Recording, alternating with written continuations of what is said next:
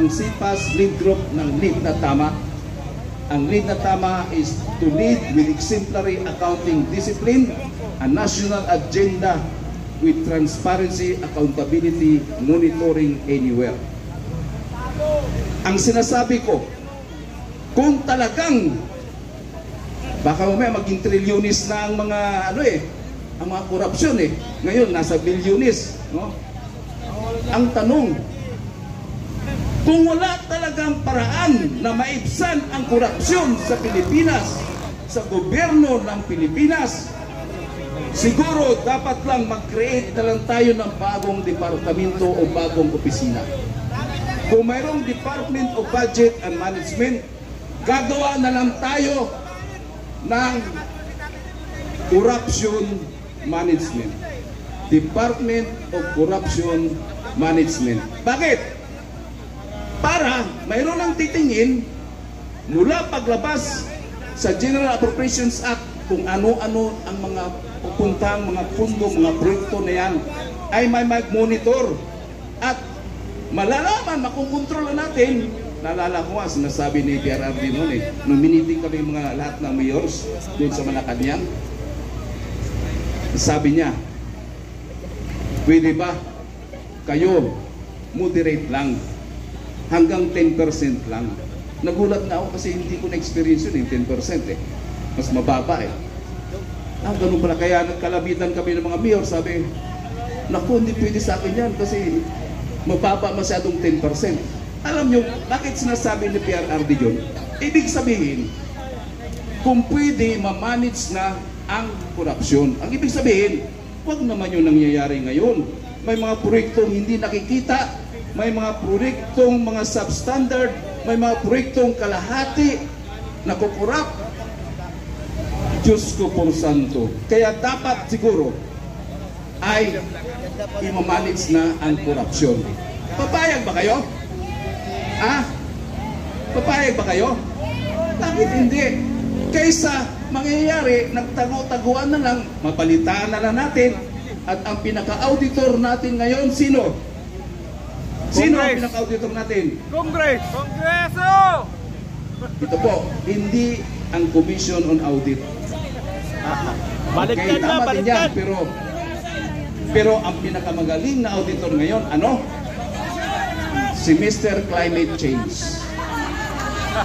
Tuwing bagyo, tuwing may baha, tuwing may dilubyo, nakikita natin, ina-audit yung mga tulay, bumabagsak. Ang baha dito, baha doon. Although, sabihin natin natural calamity yan, hindi naman man-made yan. No? Pero ang tanong dito, kung talagang magagaling ang namamahala, hindi lang sa Department of Public Works and Highways, sa lahat ng mga proyekto, kung talaga bang matibay at kayang-kaya o resilient pa talaga ang mga proyekto ginagawa sa infrastruktura. Kaya masasabi natin, ini-expose lahat na hindi yun biro na pinapakita ang nangyayari dahil sa climate change.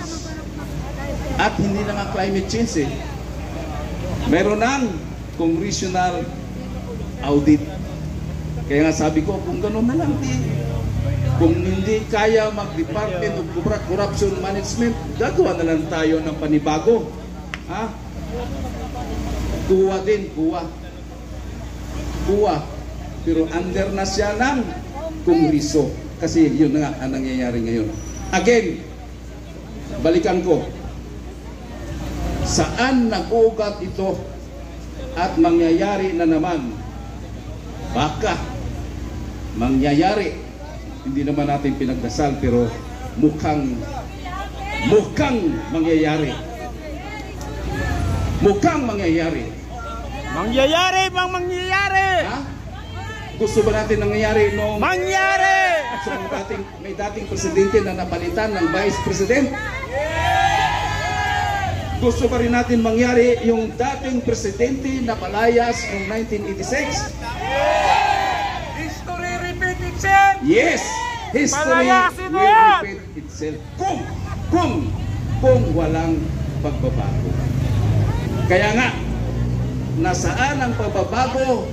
Ang pagbabago pala ay ngayon na, tuldukan na, at kailangan na naman ay ibalik ang mga nangyayari noon para sa pagbabago ng administrasyon ngayon.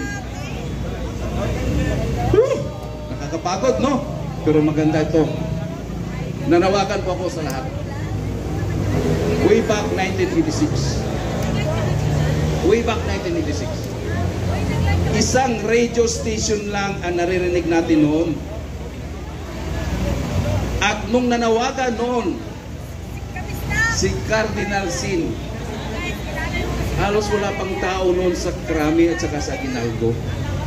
At habang kanina naabutan ko ang kaibigan natin si Consi na nagsasalita, parang bumalik sa isip ko ang nangyari noon na naririnig na isang panawagan.